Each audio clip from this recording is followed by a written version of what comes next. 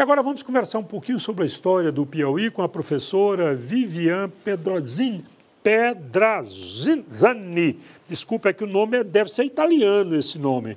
É, professora? Esse nome é italiano, é? É italiano. Tudo bem, como vai? Tudo bem. Sinta-se em casa. Obrigada. Isso aqui é um livrinho da história não oficial do Teresino. 50 anos das minhas andanças, sofrências. Maravilha, professor. Pelas bandas aqui dessa Chapada do Curisco. Muito obrigada. Mas vamos lá? Vamos. Dia do Piauí. O programa está praticamente sábado, não é? Ontem foi o dia do Piauí. O Piauí tem bons motivos para comemorar ou não? Olha, eu penso que sim, né? Até porque a cultura, a história, quem valoriza é o próprio povo que vive na região, né? E eu penso que o Piauí tem de belezas naturais, paisagens naturais, até um patrimônio histórico, cultural belíssimo e que é motivo de orgulho para os piauienses. Bom, a senhora conhece bem as cidades históricas do Piauí? Conheço um pouco das cidades. Conhece pouco da cidade? Conhece Amarante, por exemplo? Conheço, lindíssima, um patrimônio cultural belíssimo. Uma cidade que poderia, com todo o respeito pelos amarantinos, eu tenho um enorme carinho por essa gente, mas uma cidade que poderia ter sido melhor tratada, melhor preservada, né? Aquele casario, aqueles azulejos de Amarante são coisas muito preciosas, não é? Sim, são expressões também de um retrato do Piauí colonial, né? Mas Amarante, na verdade, ela faz parte de uma questão maior, que é a da preservação desse patrimônio, né? Não é só Amarante que, vamos dizer assim, padece de uma necessidade, de um olhar, não só do Estado, mas muitas vezes dos próprios habitantes, né? Que não conseguem se reconhecer naquele patrimônio e valorizá-lo devidamente, né? Então, você tem um conjunto arquitetônico de Amarante que é lindo, né? Eu sou apaixonada por Amarante. E eu penso que as novas gerações, né, elas precisam ser estimuladas em olhar para esse patrimônio, para essa história que esse patrimônio traduz, né, e valorizá-lo. No caso específico de Amarante, é uma cidade que, além de ter um patrimônio edificado bastante significativo, é uma história que, num curto espaço de tempo, nos deu Da Costa Silva, nos deu Odilon Nunes, Clóvis Moura, e hoje tem um poeta do tamanho da cidade, que é o Carvalho Neto.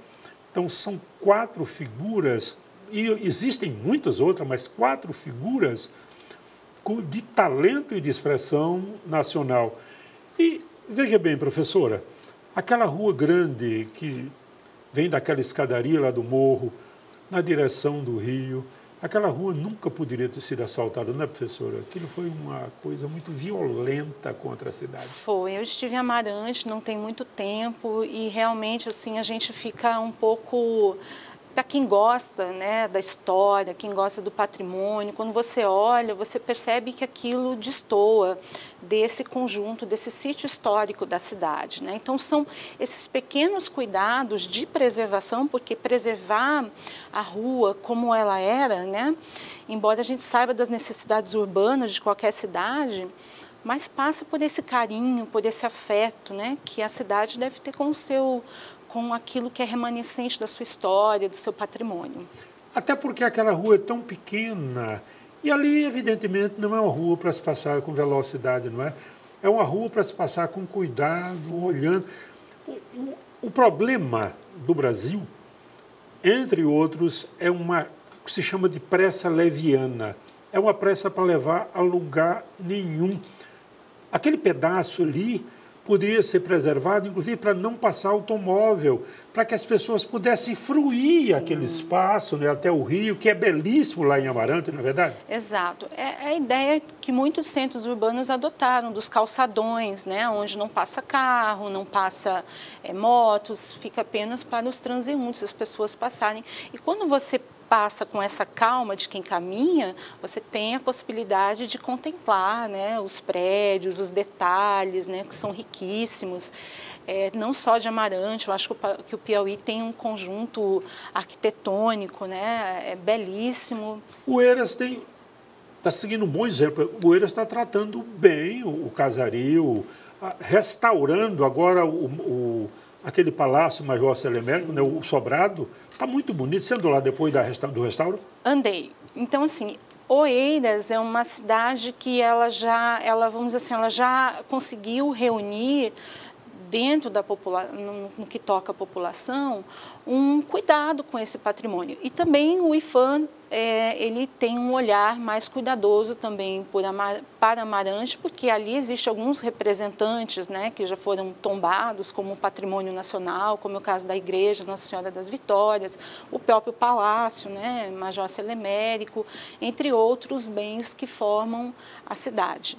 O que lhe parece o patrimônio de Parnaíba? Que, para o meu gosto, é uma das mais belas cidades do Piauí, se não a mais bela. Você conhece bem Parnaíba? Tem andado por lá? Já andei algumas vezes em Parnaíba. Eu tive a última vez no ano passado e fiz, inclusive, um tour pela parte histórica da cidade e achei um tanto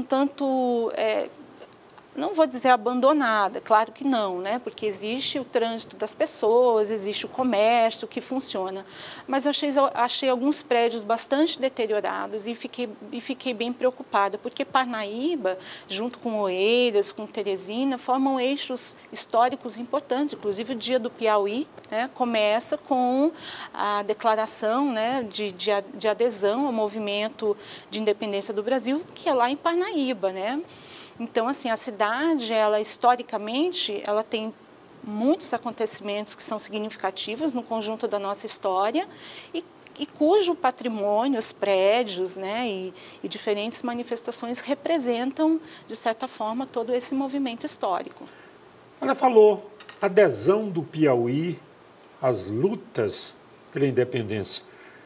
Eu confesso a vocês que nunca entendi, professora, eu não sei qual é a sua opinião, eu nunca entendi o fato de esta data ser considerada o dia do Piauí. Porque, veja bem, você que está em casa, que não estudou muito essa coisa na aula de história, se é que essa matéria foi ministrada na sua escola, é o dia 19 de outubro, é o dia em que Parnaíba lança um manifesto de adesão à independência do Brasil.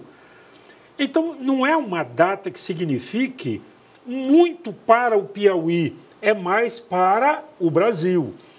Penso eu, professora, com todo respeito, que o dia do Piauí deveria ser o dia em que João Pereira Caldas efetivamente assumiu a província do Piauí, não é, como primeiro governador. Não sei qual é a sua opinião sobre isso.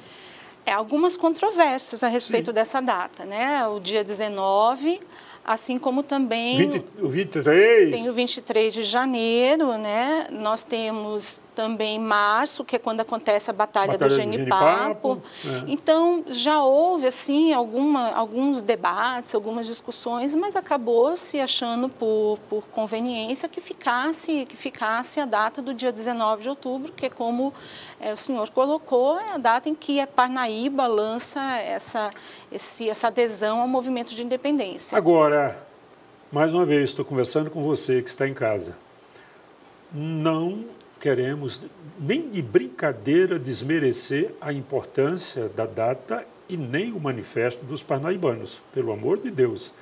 Até porque, meus irmãos, minhas irmãs, esse movimento que começa em Parnaíba e que chega a Campo Maior, esse movimento garantiu a unidade nacional. A senhora sabe que Fidié veio para o Piauí com uma função específica, preservar o pedaço que iria do Piauí até Rio Negro, Amazonas e tal, para Portugal. A função dele era impedir que esse pedaço aderisse à independência, que era inevitável. E a Batalha do Genipapo foi decisiva, né, professora? Sim, a Batalha do Genipapo, a nossa historiografia trabalha muito bem isso, embora em âmbito nacional ela não seja ainda devidamente reconhecida e conhecida, né? Mas para nós ela tem essa importância histórica, estratégica, né?